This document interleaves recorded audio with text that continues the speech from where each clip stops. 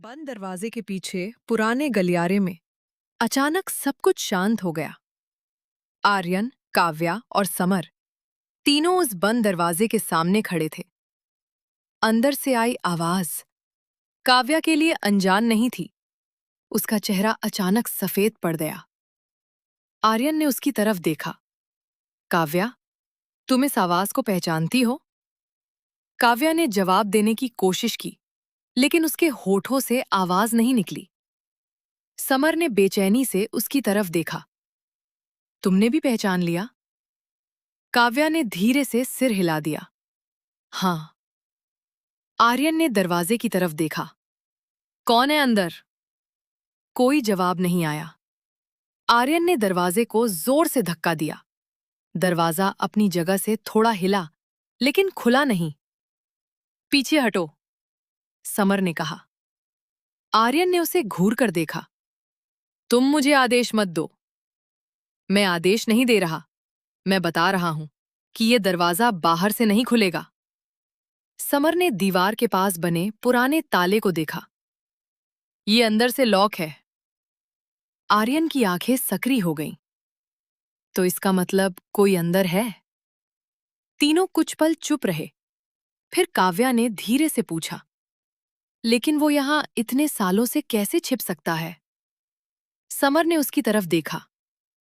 क्योंकि रोजा मेंशन सिर्फ एक हवेली नहीं है, इसके नीचे पुराने रास्ते हैं। आर्यन ने तुरंत उसकी तरफ देखा। तुम्हें ये सब कैसे पता? समर चुप हो गया। आर्यन उसके करीब आया। अब तुम्हारे पास दो रास्ते हैं। या तो सच बताओ, या फिर मैं तुम्हें यहीं से जाने नहीं दूंगा। समर ने कुछ सेकंड आर्यन की आंखों में देखा।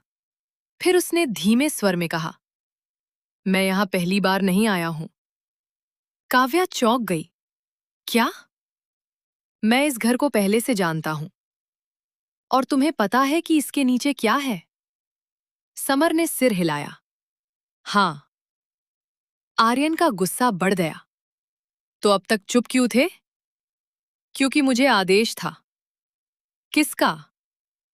समर ने जवाब देने के बजाय उस बंद दरवाजे को देखा, जिसका नाम मैं नहीं ले सकता। अचानक अंदर से हल्की सी खांसी की आवाज आई। काव्या एक कदम आगे बढ़ी। वहां कोई घायल है? आर्यन ने तुरंत उसे रोक लिया। तुम पीछे रहो। लेकिन काव्या ने उसका हाथ पकड़ लिया। नहीं, अगर अंदर कोई घायल है तो हमें उसकी मदद करनी होगी। आर्यन ने उसकी आंखों में देखा। फिर उसने दरवाजे को दोबारा धक्का दिया। इस बार दरवाजा थोड़ा और खुला। अंदर घुप अंधेरा था। समर में अपने फोन की फ्लैशलाइट जलाई। कमरे में एक पुरानी मेज, कुछ बिखरे हुए कागज और दीवार पर लगी कई तस्वीरें दिखाई दीं। काव्या की नजर अचानक एक तस्वीर पर टिक गई। उसमें एक जवान महिला थी। उसकी गोद में एक बच्ची थी। काव्या की सांस रुक गई। ये? वो तस्वीर के करीब जाने लगी। आर्यन ने भी तस्वीर देखी। महिला के चेहरे पर अजीब सी समानता थी। काव्या की आंखों में आंसू आ गए। मुझे लगता है, उसने कांपती आवाज में कहा, मैं इन्हें जानती हूं। समर में तुरंत उसकी तरफ देखा। काव्या? लेकिन काव्या की नजर अब तस्वीर से हट नहीं रही थी। उसने धीरे से हाथ बढ़ाकर तस्वीर को छुआ। और तभी कमरे के दूसरे कोने से किसी चीज के गिरने की आवाज आई। तीनों पलटे। एक पुराना पर्दा हवा से हिला था। उसके पीछे दीवार में एक छोटा रास्ता दिखाई दे रहा था। आर्यन आगे बढ़ा। रास्ता नीचे की तरफ जा रहा था। समर ने तुरंत उसका हाथ पकड़ लिया। अकेले मत जाना। आर्यन ने पहली बार उसकी तरफ बिना गुस्से के देखा। तुम साथ चलोगे? समर ने सिर हिला दिया। काव्या ने दोनों को देखा। और मैं? आर्यन ने उसका हाथ थाम लिया। तुम हमारे बीच रहोगी। तीनों धीरे धीरे उस अंधेरे रास्ते में उतरने लगे। लेकिन उन्हें पता नहीं था, ऊपर रोजा मेंशन की दूसरी मंजिल पर कोई खिड़की के पास खड़ा उन्हें जाते हुए देख रहा था। उसके हाथ में वही पुरानी तस्वीर थी और उसके चेहरे पर डर नहीं, बल्कि एक अजीब सी राहत थी, क्योंकि उसका इंतजार खत्म हो चुका था। काव्या आखिरकार उस जगह पहुंच गई थी जहां उसे कभी नहीं पहुंचना चाहिए था। पुराने रास्ते में कुछ पल तक सिर्फ सन्नाटा था। आर्यन ने अपनी फोन की रोशनी आगे की तरफ की। पत्थरों से बना वह रास्ता काफी पुराना था। दीवारों पर नमी की परत जम चुकी थी और जगह-जगह पुराने लकड़ी के सहारे लगे हुए थे। काव्या आर्यन के बिल्कुल पास चल रही थी। समर उनसे कुछ कदम पीछे था, लेकिन उसके चेहरे पर अब पहले जैसी घबराहट नहीं थी। वह जैसे इस जगह को पहचानता था। आर्यन ने पीछे मुड़कर उसे देखा। तुम पहले यहां आ चुके हो? समर ने बिना झिझके कहा। हाँ। कब? कुछ साल पहले। आर्यन रुक गया। और तब तुम्हें ये सब पता था? समर ने उसकी आंखों में देखा। कुछ चीजें पता थीं, पूरी कहानी नहीं। आर्यन कुछ कहता, उससे पहले काव्या ने उसका हाथ दबा दिया। पहले आगे देखते हैं। तीनों आगे बढ़े। करीब 50 कदम बाद रास्ता एक छोटे से कमरे में जाकर खत्म हुआ। कमरे में कोई इंसान नहीं था, लेकिन वहां कुछ ऐसा था जिसने तीनों को रोक दिया। दीवार पर दर्जनों तस्वीरें लगी थीं। रोजा मेंशन की, निंग परिवार की, और कुछ ऐसी तस्वीरें जिन्हें देखकर आर्यन भी हैरान रह गया। एक तस्वीर में वह खुद छोटा बच्चा था, दूसरी में अनन्या थी, तीसरी में उनके माता-पिता, और फिर एक तस्वीर काव्या की थी। काव्या कुछ पल तक उस तस्वीर को देखती रह गई। ये मेरी तस्वीर यहाँ क्यों है? आर्यन का चेहरा सख्त हो गया। ये तस्वीर कब की है? काव्या ने तस्वीर उतारी। पीछे तारीख लिखी थी, 7 साल पहले। काव्या ने हैरानी से कहा, 7 साल पहले तो मैं पहली बार इस शहर में आई थी। आर्यन ने तुरंत समर की तरफ देखा। तुम्हें इसके बारे में पता था? समर ने सिर हिलाया। नहीं। झूठ। मैं सच कह रहा हूं। समर आगे बढ़ा और तस्वीर को ध्यान से देखने लगा। फिर उसकी नजर तस्वीर के कोने पर बनी एक छोटी सी निशानी पर गई। उसका चेहरा बदल गया। ये निशान? काव्या ने पूछा। क्या हुआ? समर ने धीरे से कहा, यह किसी परिवार का निशान नहीं है। आर्यन ने पूछा, फिर किसका है? समर ने जवाब देने से पहले आसपास देखा। एक पुराने कला संग्रह समूह का। काव्या कुछ समझ नहीं पाई। कला संग्रह समूह? हाँ, समर ने बताया। कुछ साल पहले शहर के बड़े कारोबारी परिवार पुराने चित्र, मूर्तियां और ऐतिहासिक सामान इकट्ठा करने के लिए एक निजी समूह बनाते थे। ये निशान उसी समूह का था। आर्यन ने तस्वीर को गौर से देखा। लेकिन मेरी और काव्या की तस्वीर वहां क्यों होगी? समर ने कोई जवाब नहीं दिया। कमरे के बीच में रखी लकड़ी की मेज पर काव्या की नजर पड़ी। उस पर एक छोटा सा डिब्बा रखा था। काव्या धीरे धीरे उसके पास गई। डिब्बा खुला था। अंदर एक पुराना लॉकेट रखा था। जैसे ही काव्या ने उसे उठाया, उसकी आंखें फैल गईं। लॉकेट के अंदर एक छोटी सी तस्वीर थी, एक महिला की। काव्या की उंगलियां कांपने लगीं। ये। आर्यन उसके पास आया। तुम उसे पहचानती हो? काव्या की आंखों में आंसू भर आए। मैंने ये चेहरा बचपन में देखा है। कहाँ? मुझे याद नहीं। वह अपने माथे पर हाथ रखकर आंखें बंद कर लेती है। कुछ धुंधली यादें उसके दिमाग में चमकने लगीं। एक कमरा, खिड़की के पास बैठी एक महिला, उसकी गोद में काव्या, और किसी की आवाज। काव्या को अभी यहाँ से ले जाओ। काव्या ने अचानक आंखें खोल दी। उसकी सांस तेज हो गई। आर्यन ने उसे संभाल लिया। क्या हुआ? मुझे कुछ याद आया। क्या? काव्या ने उसकी तरफ देखा। मुझे लगता है मैं इस जगह पर पहले आ चुकी हूँ। कमरे में सन्नाटा छा गया। समर ने तुरंत कहा, तुम यहाँ पहले नहीं आई थी। काव्या ने उसकी तरफ देखा। तुम इतने यकीन से कैसे कह सकते हो? समर चुप हो गया। आर्यन ने उसकी तरफ कदम बढ़ाया। हाँ समर, तुम्हें इतना सब कैसे पता है? समर ने पहली बार अपनी नजरें झुका ली, क्योंकि वह रुक गया। फिर धीरे से बोला, काव्या के बारे में मुझे जो जानकारी दी गई थी, उसमें लिखा था कि उसे बचपन की कुछ यादें बिल्कुल याद नहीं है। काव्या का चेहरा बदल गया। किसने तुम्हें मेरी जानकारी दी? समर ने कोई जवाब नहीं दिया। आर्यन का गुस्सा बढ़ गया। तुम्हें मेरे होने वाले रिश्ते की लड़की की निजी जानकारी किसने दी? समर ने उसकी तरफ देखा। तुम्हारी माँ ने नहीं। आर्यन की आंखें सिकुड़ गईं। तो फिर कौन? समर कुछ बोलता उससे पहले कमरे के बाहर हल्की आवाज हुई। तीनों तुरंत चुप हो गए। किसी के कदम धीरे धीरे उनकी तरफ आ रहे थे। समर ने लाइट बंद कर दी। अंधेरे में तीनों बिल्कुल शांत खड़े रहे। कदमों की आवाज दरवाजे के सामने आकर रुक गई। फिर दरवाजे के नीचे से एक छोटा सा कागज अंदर सरका दिया गया। कदमों की आवाज वापस दूर जाने लगी। आर्यन ने कागज उठाया। उस पर सिर्फ एक लाइन लिखी थी, काव्या को उसके अतीत की पूरी सच्चाई मत बताना, वरना वह तुम्हें हमेशा के लिए खो देगी। आर्यन ने कागज पढ़ा। उसकी नजर धीरे धीरे काव्या पर गई।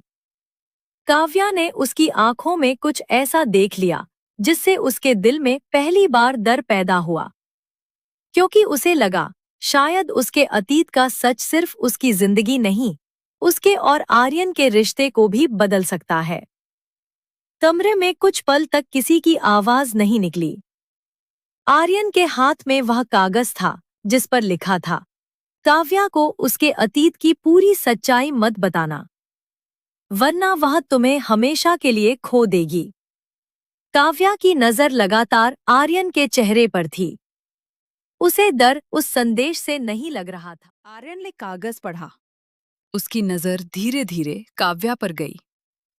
काव्या ने उसकी आंखों में कुछ ऐसा देख लिया जिससे उसके दिल में पहली बार डर पैदा हुआ, क्योंकि उसे लगा शायद उसके अतीत का सच सिर्फ उसकी जिंदगी नहीं, उसके और आर्यन के रिश्ते को भी बदल सकता है।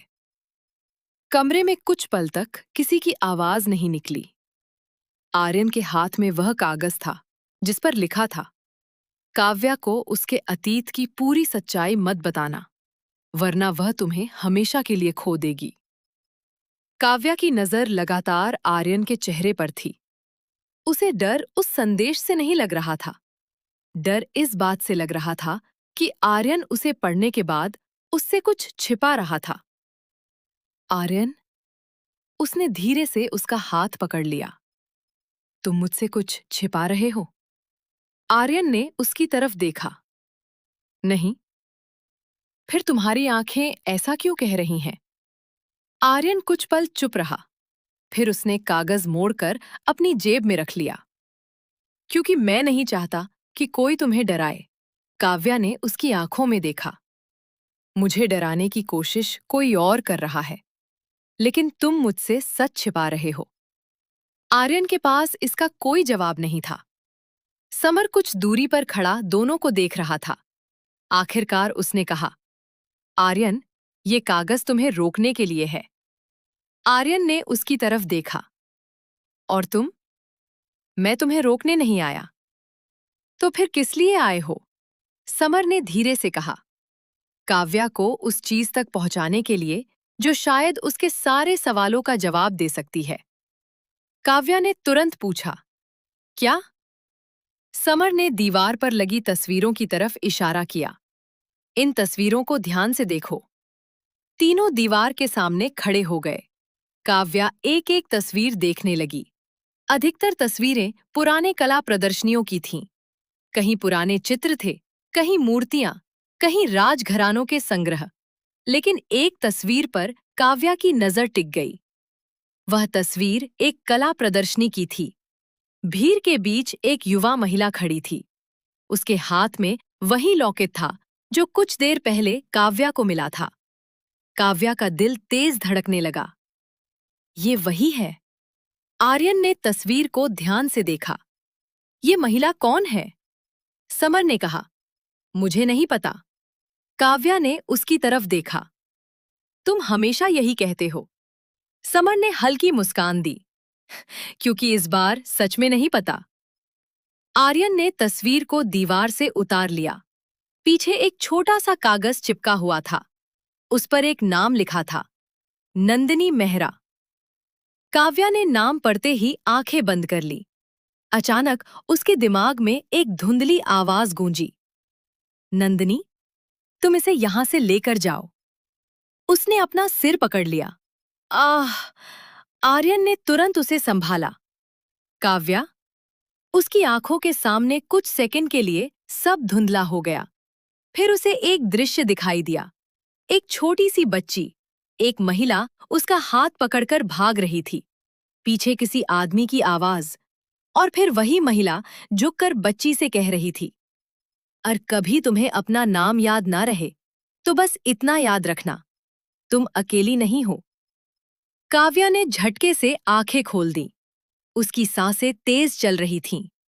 आर्यन ने उसे अपनी बाहों में थाम लिया। क्या देखा? काव्या ने कांपती आवाज में कहा, मुझे लगता है वो महिला मुझे जानती थी। समर ने तस्वीर की तरफ देखा। नंदिनी मेहरा। वह नाम जैसे उसके दिमाग में कुछ जोड़ रहा था। अचानक उसकी आंखें फैल गईं। ये नाम मैंने पहले सुना है। आर्यन ने पूछा, कहाँ? एक पुराने कला नीलामी रिकॉर्ड में। क्या खास था उसमें? समर ने कुछ सोचते हुए कहा, नंदिनी मेहरा कोई आम संग्रहकर्ता नहीं थी। वह पुराने भारतीय कला टुकड़ों की पहचान करने वाली विशेषज्ञ थी। कुछ सालों तक उसने कई बड़े परिवारों के निजी संग्रह की जांच की थी। काव्या ने पूछा, और हमारा इससे क्या संबंध है? समर ने जवाब देने से पहले तस्वीर को फिर देखा। शायद यही पता लगाना है। सुबह होने तक तीनों ने किसी को कुछ नहीं बताया। आर्यन ने काव्या को आराम करने के लिए कहा, लेकिन काव्या की आंखों में नींद नहीं थी। उसने अपने फोन पर एक पुराना नाम खोजने की कोशिश की, नंदिनी मेहरा। कई पुराने रिकॉर्ड सामने आए, लेकिन उनमें से एक चीज देखकर उसका दिल रुक सा गया। एक अखबार की पुरानी खबर। शीर्षक था, प्रसिद्ध तला विशेषज्ञ नंदिनी मेहरा ने अचानक छोड़ा शहर। नीचे सिर्फ एक छोटी सी तस्वीर थी। वही चेहरा, वही महिला। काव्या स्क्रीन को देखती रह गई, लेकिन खबर के आखिरी हिस्से में एक लाइन पढ़कर उसके हाथ ठंडे पड़ गए। मेहरा ने जाने से पहले अपना निजी संग्रह एक अज्ञात व्यक्ति को सौंप दिया था। काव्या ने तुरंत आर्यन को बुलाया। आर्यन कमरे में आया। क्या हुआ? उसने फोन उसकी तरफ बढ़ा दिया। आर्यन खबर पढ़ने लगा। कुछ सेकंड बाद उसने समर को बुलाया। समर भी अंदर आया। तीनों स्क्रीन को देखते रहे। फिर समर ने कहा, हमें उस संग्रह को ढूंढना होगा। आर्यन ने पूछा, कहाँ? समर ने धीरे से जवाब दिया, मुंबई में। काव्या ने हैरानी से दोनों को देखा। और अगर वहां मेरे अतीत का सच मिला तो? आर्यन ने उसका हाथ पकड़ लिया। तो इस बार हम उससे भागेंगे नहीं। काव्या ने उसकी तरफ देखा। उसके चेहरे पर पहली बार डर के बजाय दृढ़ता थी। लेकिन उसी वक्त रोजा मेंशन के बाहर एक कुरियर गाड़ी आकर रुकी। एक पैकेट सीधे काव्या के नाम था। किसी ने भेजने वाले का नाम नहीं लिखा था। काव्या ने पैकेट खोला। अंदर एक पुराना लाल रेशमी कपड़ा था। उसमें लिपटी थी एक छोटी बच्ची की चांदी की पायल। काव्या ने पायल हाथ में ली, और जैसे ही उसकी उंगलियां उस पर पड़ीं, उसे एक आवाज सुनाई दी, काव्या, इसे कभी मत खोना। उसकी आंखों से आंसू निकल आए, क्योंकि वो आवाज उसकी यादों में पहली बार बिल्कुल साफ थी, और वो आवाज किसी अजनबी की नहीं थी। वो उसकी माँ की आवाज थी। काव्या के हाथ में वो चांदी की पायल थी। वो उसे लगातार देखे जा रही थी, जैसे उस छोटी सी चीज में उसकी पूरी जिंदगी का कोई भूला हुआ हिस्सा बंद हो। उसके कानों में अब भी वही आवाज गूंज रही थी, काव्या, इसे कभी मत खोना। आर्यन उसके सामने बैठ गया। क्या याद आया? काव्या ने धीरे से सिर उठाया। माँ की आवाज। कमरे में अचानक सन्नाटा छा गया। समर भी कुछ दूर खड़ा उन्हें देख रहा था। काव्या ने पायल अपनी हथेली में बंद कर ली। मुझे चेहरा साफ याद नहीं आ रहा, लेकिन आवाज बिल्कुल साफ थी। आर्यन ने उसका हाथ थाम लिया। तुम्हें सब याद आएगा, धीरे धीरे। काव्या ने उसकी तरफ देखा। अगर जो कुछ मुझे याद आ रहा है वो सच हुआ तो भी मैं तुम्हारे साथ रहूंगा। उसके जवाब ने काव्या की आंखें नम कर दी। लेकिन समर ने अचानक कहा, हमें मुंबई जाना होगा। आर्यन ने उसकी तरफ देखा। अभी? जितनी जल्दी हो सके। समर ने फोन में एक पुरानी फाइल खोली। नंदिनी मेहरा का निजी संग्रह 7 साल पहले एक निजी ट्रस्ट को दिया गया था। उस ट्रस्ट का मुख्य रिकॉर्ड मुंबई में है। काव्या ने पूछा, क्या वहां मेरी माँ के बारे में कुछ मिल सकता है? शायद। समर कुछ पल रुका। और अगर तुम्हारी याद सही है, तो शायद वहां तुम्हारी बचपन की कोई और निशानी भी मिले। आर्यन तुरंत खड़ा हो गया। ठीक है, हम आज ही निकलेंगे। काव्या ने उसका हाथ पकड़ लिया। आर्यन, 1 मिनट। वो उसकी तरफ मुड़ी। क्या तुम्हें नहीं लगता कि किसी ने जानबूझकर हमें ये पायल भेजी है? आर्यन की आंखें गंभीर हो गईं। मुझे भी यही लगता है। तो वो चाहता क्या है? समर ने धीमे स्वर में कहा, शायद चाहता है कि तुम अपने अतीत तक पहुंचो। लेकिन क्यों? समर ने कोई जवाब नहीं दिया। कुछ देर बाद अनन्या कमरे में आई। उसकी नजर काव्या के हाथ में मौजूद पायल पर पड़ी। वो अचानक रुक गई। ये तुम्हें कहाँ मिली? काव्या ने पैकेट की तरफ इशारा किया। आज सुबह आया था। अनन्या धीरे धीरे उसके पास आई। उसने पायल को देखा और उसके चेहरे का रंग बदल गया। तुम इसे पहचानती हो? काव्या ने पूछा। अनन्या ने जवाब देने से पहले लंबी सांस ली। हाँ। आर्यन ने तुरंत पूछा, कैसे? अनन्या ने पायल को अपनी उंगलियों के बीच उठाया। ये कोई साधारण पायल नहीं है। तो क्या है? ये एक जोड़ी थी। काव्या की आंखें फैल गईं। जोड़ी? अनन्या ने सिर हिलाया। हाँ, दूसरी पायल तुम्हारी माँ के पास थी। काव्या के पैरों तले जमीन खिसक गई। तुम मेरी माँ को जानती थी? अनन्या चुप हो गई। आर्यन ने अपनी बहन की तरफ देखा। अनन्या, मैं उन्हें व्यक्तिगत रूप से नहीं जानती थी, उसने धीरे से कहा। लेकिन बचपन में मैंने उन्हें एक बार देखा था। काव्या की आवाज कांप गई। कहाँ? अनन्या ने खिड़की के बाहर देखा। यहीं, रोजा मेंशन में। काव्या कुछ बोल नहीं पाई। आर्यन भी स्तब्ध था। मेरी माँ यहाँ आई थी? हाँ। अनन्या ने सिर झुका लिया। और उस दिन घर में बहुत बड़ा झगड़ा हुआ था। किसके साथ? अनन्या ने जवाब नहीं दिया। काव्या उसके करीब गई। किसके साथ? अनन्या ने उसकी आंखों में देखा। तुम्हारे पिता के साथ। काव्या का दिल जैसे रुक गया। मेरे पिता? हाँ। लेकिन मेरे पिता और माँ, उसकी आवाज टूट गई। मेरे पिता तो हमेशा कहते थे कि मेरी माँ हमें छोड़कर चली गई थी। अनन्या की आंखों में दर्द उतर आया। हर कहानी वैसी नहीं होती जैसी हमें बचपन में बताई जाती है। कमरे में सन्नाटा छा गया। आर्यन ने अपनी बहन की तरफ देखा। तुम्हें और क्या पता है? अनन्या ने जवाब देने से पहले दरवाजा बंद किया।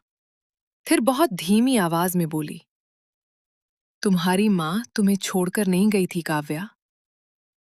काव्या की आंखों से आंसू गिरने लगे। तो फिर? अनन्या ने उसकी तरफ देखा। उन्हें तुम्हें छोड़ने के लिए मजबूर किया गया था। काव्या ने अपना मुंह हाथ से ढक लिया। उसकी पूरी दुनिया जैसे एक पल में उलट गई। आर्यन ने उसे संभाल लिया, लेकिन तभी अनन्या के फोन पर एक संदेश आया। उसने स्क्रीन देखी। उसके चेहरे पर अचानक डर छा गया। आर्यन ने पूछा, क्या हुआ? अनन्या ने फोन उसकी तरफ बढ़ा दिया। संदेश में सिर्फ एक तस्वीर थी। वो तस्वीर नंदिनी मेहरा की थी और उसके नीचे लिखा था, अगर सच जानना है तो मुंबई जाओ, लेकिन इस बार काव्या को अकेले मत भेजना। आर्यन ने संदेश पढ़ा। फिर उसकी नजर काव्या पर गई। काव्या अभी भी रो रही थी। आर्यन ने उसका हाथ कसकर पकड़ लिया। हम मुंबई जाएंगे, समर ने धीरे से कहा, और इस बार उसकी आंखें कठोर हो गईं। जो भी हमारे रास्ते में आएगा उसे जवाब देना पड़ेगा। काव्या ने आंसू पोंछे। अब उसके चेहरे पर डर नहीं था, सिर्फ एक सवाल था। अगर उसकी माँ ने उसे छोड़ा नहीं था, तो इतने सालों से उसे अपनी माँ से दूर किसने रखा था? और वो इंसान आज भी उनके इतने करीब क्यों था? आगे सुनते रहने के लिए चैनल को सब्सक्राइब जरूर करें।